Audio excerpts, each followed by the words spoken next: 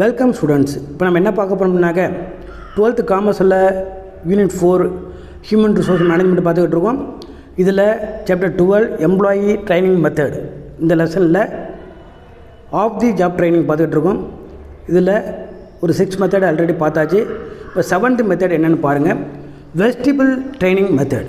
Vestibule training method அப்படின்னா என்னன்னாக்க, இந்த ட்ரைனிங் எப்படி நடக்கும் அப்படின்னாக்க, ஆர்டிஃபிஷியலாக அந்த ஒர்க் என்விரான்மெண்ட்டை உருவாக்கிடுவாங்க. அந்த ஒர்க் பிளேஸ் எப்படி இருக்குமோ அந்த ஒர்க் என்விரான்மெண்ட் ஆர்டிஃபிஷியலானது செயற்கையாக உருவாக்கிட்டு அதில் ட்ரைனிங் பண்ணுறது தான் வெஸ்டிபிள் ட்ரைனிங் மெத்தட்னு சொல்லக்கூடியது.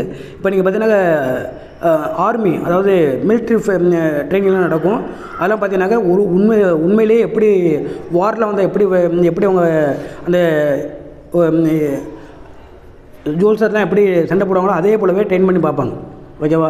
ஒரு வார் வந்துச்சுனாக்க எப்படி நம்ம வந்து அவங்கள வந்து ஃபீட் பண்ணுறது அப்படின்னு பார்க்குற மாதிரிக்கவே ட்ரைனிங் இருக்கும் இதுக்கு. ஸோ அந்த மாதிரி சுச்சுவேஷனை உருவாக்கிடுவாங்க. சம்டைம் நீங்கள் பார்த்துருப்பீங்க, இந்த ஃபயர் ஆஃபீஸர்லாம், அது இந்த தீயணைப்பு வீரர்கள்லாம் என்ன பண்ணுவாங்க அப்படின்னாக்க, ஒரு தீப்பிடிச்சி எரிஞ்சு போச்சுன்னா எப்படி அதை அணைக்கிறது, இல்லை ஒரு கடலில் ஒரு பையன் மாட்டிக்கிட்டா எப்படி அவங்கள வந்து மீட்கிறது, இது மாதிரிலாம் வந்து ட்ரைனிங் பண்ணி பார்ப்பாங்க. ஆர்டிஃபிஷியல் அந்த ஒர்க் என்விரான்மெண்ட்டை உருவாக்குறவங்க. இல்லை ஒரு ஆக்சிடென்ட் ஆகிடுச்சுன்னா அவங்கள வந்து எப்படி காப்பாற்றுறது அப்படிங்கிறலாம் அந்த ஆக்சுவல் ஒர்க் என்விரான்மெண்ட்டை உருவாக்கி, அது மாதிரி ஆக்சிடென்ட் ஆகிற மாதிரியான செஞ்சு அந்த இதெல்லாம் என்விரான்மெண்ட்லாம் உருவாக்கி அதை வந்து காப்பாற்றுற மாதிரிலாம் காமிப்பாங்க. ஸோ இது மாதிரி பண்ணுறதுக்கு பேர் தான் அது ஆர்டிஃபிஷியலாக ஒர்க் என்விரான்மெண்ட்டை உருவாக்கி அதில் ட்ரைனிங் பண்ணுறதுக்கு பேர் தான் என்ன அப்படின்னாக்க வெஸ்டிபிள் ட்ரைனிங் மெத்தட் அப்படின்னு சொல்லக்கூடியது. இதை பற்றி பார்க்கலாம் பாருங்கள். Vestibule training is training of employees is an environment similar to actual work environment artificially created for training purpose. Training பர்பஸுக்காக ஆர்டிஃபிஷியலாக க்ரியேட் பண்ணி, அந்த ஒர்க் என்விரான்மெண்ட்டே ஆர்டிஃபிஷியலாக க்ரியேட் பண்ணி அந்த ஒர்க் எம்ப்ளாயீஸ்க்கு வந்துட்டு அந்த என்விரான்மெண்ட்டே ட்ரைனிங் கொடுக்குறதுக்கு பேர் தான் வெஸ்டிபிள் ட்ரைனிங் பேர். நல்லா கவனிங்க. அந்த ஒர்க் என்விரான்மெண்ட்டை வந்துட்டு ஆக்சுவல் ஒர்க் பிளேஸ் எப்படி இருக்குமோ, ஆக்சுவல் ஒர்க் என்விரான்மெண்ட் எப்படி இருக்குமோ அதே போல் ஒர்க் என்விரான்மெண்ட்டை ஆர்டிஃபிஷியலாக க்ரியேட் பண்ணி அதில் ட்ரைனிங் கொடுக்குறது, யாருக்கு எம்ப்ளாயீஸுக்கு ட்ரைனிங் கொடுக்குறதுக்கு பேர் தான் வெஸ்டிபிள் ட்ரைனிங் மெத்தட் அப்படின்னு சொல்லக்கூடியது. This type of training is given to avoid any damage or loss to machinery in the actual actual place by trainees and avoid disturbing the normal workflow in the actual workplace. இதில் என்ன சொல்லியிருக்கு அப்படின்னா, இதனால் என்ன benefit அப்படின்னா அவங்களுக்கு கிடைக்குது அப்படின்னாக்க, ஆக்சுவலாக ஒர்க் பண்ணுற பிளேஸ் வந்து எந்த வித மெஷினரி டேமேஜ் ஆகாது, லாஸ் ஆகாது, அவங்க கரெக்டாக ஒர்க் பண்ணுவாங்க. ஏன்னா அவங்களுக்கு ஆல்ரெடி ட்ரைனிங் கொடுத்தாச்சு. அதே ஒர்க் என்விரான்மெண்ட்டை யூஸ் பண்ணி அவங்க வந்து ஆல்ரெடி ட்ரைனிங் கொடுத்தாச்சு. அதில் எந்த வித மெஷினரி டேமேஜோ அல்லது வேறு எந்த டேமேஜும் ஆகாது, எந்த லாஸும் ஆகாது, அதில் பர்ஃபெக்டாக அவங்க ஒர்க் பண்ணுவாங்கன்னு சொல்லி. ஏன்னாக்க அவங்களுக்கு வந்து அந்த ஆர்டிஃபிஷியலாக அந்த ஒர்க் என்விரான்மெண்ட்டை க்ரியேட் பண்ணி அவங்க ஆல்ரெடி ட்ரைனிங் கொடுத்தாச்சு. அதனால் எந்த டேமேஜ் இருக்காதுன்னு சொல்லியிருக்குது. It is given to drivers, pilots, space scientists, etc. இந்த ட்ரைனிங் யாராருக்கு தேவைப்படுதுன்னா டிரைவர்ஸுக்கு பார்த்தீங்கன்னா அந்த கார் ஓட்டி அப்படியே காமிப்பாங்க உங்களுக்கு. அதே மாதிரி ரோடெலாம் க்ரியேட் பண்ணி வச்சுருப்பாங்க. அந்த க்ரியேட் பண்ண ரோட்டில் வந்து ஓட்டி காமிக்கணும். அடுத்து பைலட்ஸை பார்த்தீங்கன்னாக்க நிச்சயமாக கோ பைலட்ஸ். ஆக்சுவலாக நம்ம பைலட் ஆகிறதுக்கு முன்னாடி நம்ம அசிஸ்டன்ட் பைலட்டாக தான் இருக்கணும். அப்போ இருந்து அவங்க பைலட் என்னெல்லாம் செய்கிறாரோ அதெல்லாம் நம்ம ட்ரெயின் பண்ணிட்டு தான் அடுத்து நம்ம ஒரு பைலட் ஆக முடியும். அந்த ஆக்சுவல் ஒர்க் பிளேஸ்லேயே அவங்களுக்கு வந்து ட்ரைனிங் நடக்கும். அதாவது பைலட்டுக்கு மெயின் பைலட்டு ஃப்ளைட்டை வந்துட்டு ரன் பண்ணுறாரு அப்படின்னா இவர் கோ பைலட்னு சொல்லக்கூடியது. அந்த அசிஸ்டன்ட் பைலட் பக்கத்துலேயே இருப்பார். ஆனால் ட்ரெயின் பண்ணுவார், அதை வச்சு ட்ரெயின் பண்ணிக்குவார். அடுத்து ஸ்பேஸ் சயின்டிஸ்ட், நீங்கள் சில படத்துலலாம் பார்த்துருப்பீங்க. ஸ்பேஸ் சயின்டிஸ்ட் அப்படின்னாக்க, ஸ்பேஸுக்கு வந்து சயின்டிஸ்ட் போகிறாங்க அப்படின்னாக்க, விண்வெளிக்கு போகிறாங்க அப்படின்னாக்க, அந்த விண்வெளியில் உள்ள சர்க்கம்ஸ்டன்ஸ்லாம் வேறு மாதிரி இருக்கும், என்விரான்மெண்ட்லாம் வேறு மாதிரி இருக்கும். ஸோ அங்கே வந்து ஏரே இருக்காது, ஆக்சிஜனே இருக்காது.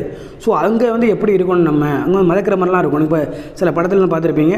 ஸோ அது மாதிரி ஒர்க் என்விரான்மெண்ட்டை இங்கே அப்படி அந்த என்விரான்மெண்ட் வந்து அப்படியே இங்கே நமக்கு இங்கே க்ரியேட் பண்ணி அதில் அவங்களுக்கு ட்ரைனிங் கொடுப்பாங்க. இதுதான் என்ன சொல்கிறோம், நம்ம வெஸ்டிபிள் ட்ரைனிங் மெத்தட் அப்படின்னு சொல்கிறோம்.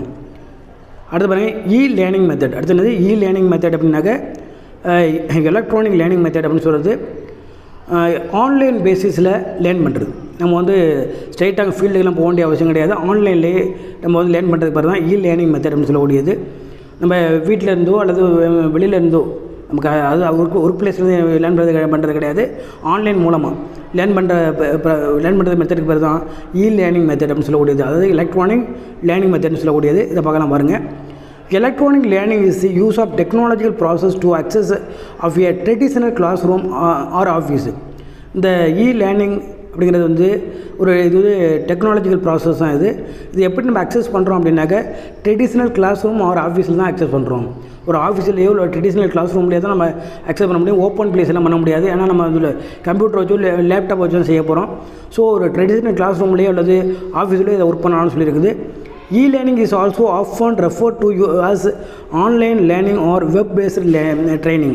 இது வந்து ஆன்லைன் லேர்னிங் அப்படின்னு சொல்லலாம். அப்படி இல்லைனாக்க வெப் பேஸ்டு ட்ரைனிங் அப்படின்னு சொல்லலாம். அதை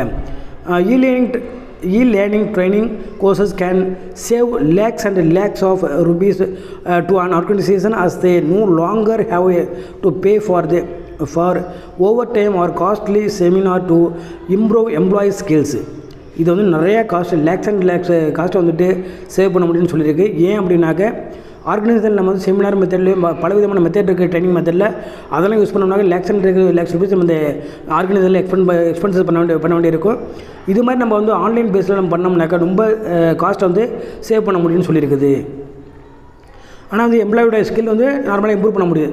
தெரியாது எம்ப்ளாயோட ஸ்கில் வந்து இம்ப்ரூவ் பண்ண முடியும். ஆனால் வந்துட்டு ஆன்லைனில் பண்ணோம்னா காஸ்ட் ரொம்ப குறைவான காஸ்ட்லேயே நம்ம வந்து நம்மளுக்கு வந்து ஸ்கில்லை வந்து டெவலப் பண்ணிடலாம்னு சொல்லியிருக்குது. Under this type of web based training is anywhere and any time information can pass over the internet.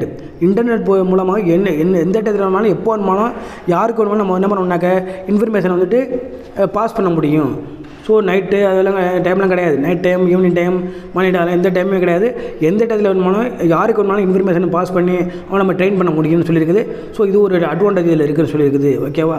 இதை பார்த்துங்க, இந்த 2 மெத்தட் பார்த்துக்குங்க.